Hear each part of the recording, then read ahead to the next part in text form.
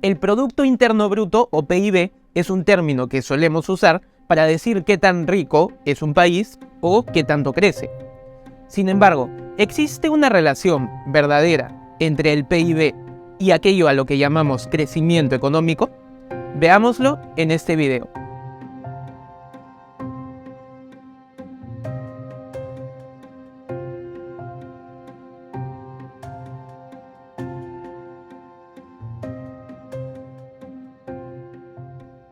En otros videos ya hablamos de qué es el PIB y qué es el crecimiento económico. Ya sabemos que el PIB es un indicador de cuánto se consume o produce en un país determinado y el crecimiento económico es la generación de riqueza en una sociedad determinada por un tiempo prolongado. Sin embargo, hay quienes dicen que el PIB en realidad no refleja un crecimiento económico real y lo descartan para utilizarlo como medida del crecimiento. ¿Pero tiene esto sentido? Lo primero que tenemos que entender es que al igual que muchas otras herramientas, el PIB es solo un indicador que nos ayuda a obtener una fotografía de uno o varios momentos de la sociedad.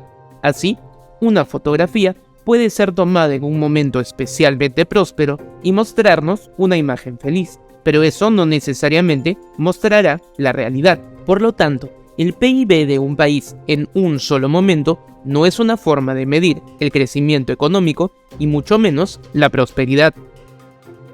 Sin embargo, lo que sí es muy útil es estudiar cómo el PIB se mueve a través del tiempo. En lugar de tener una sola fotografía, en realidad tenemos el registro de momentos distintos que nos pueden dar información sobre qué tanto se sostiene la situación.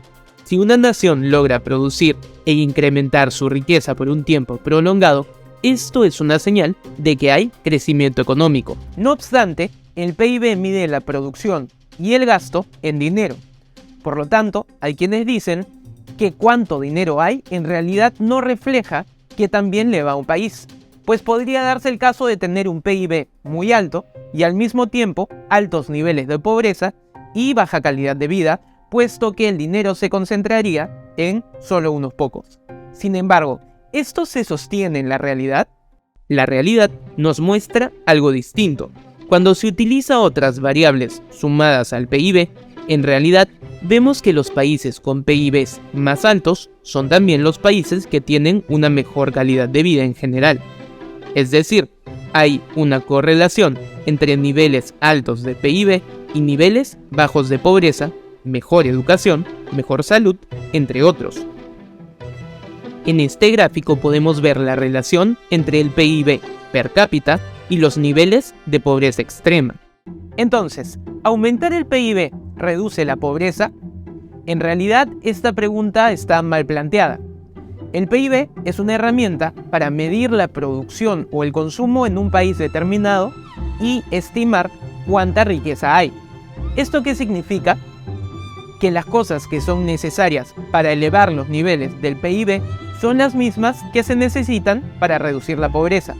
Que las personas tengan las condiciones necesarias para producir más riqueza, como educación, intercambio, productividad y libertad, tal como vimos en nuestro video sobre la libertad económica. Es decir, el PIB crecerá sostenidamente solo si la sociedad en su conjunto produce más riqueza. ¿Por qué? Porque para que los negocios de los individuos crezcan y tengan más dinero, debe haber clientes que tengan dinero para comprarles. Sin los clientes con dinero, es imposible que las empresas generen más dinero para elevar los niveles del PIB por mucho tiempo.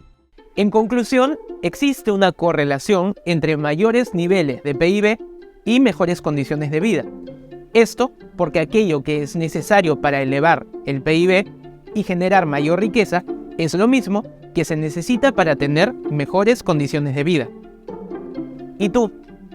¿Crees que existe una relación entre el PIB, las condiciones de vida y un crecimiento económico?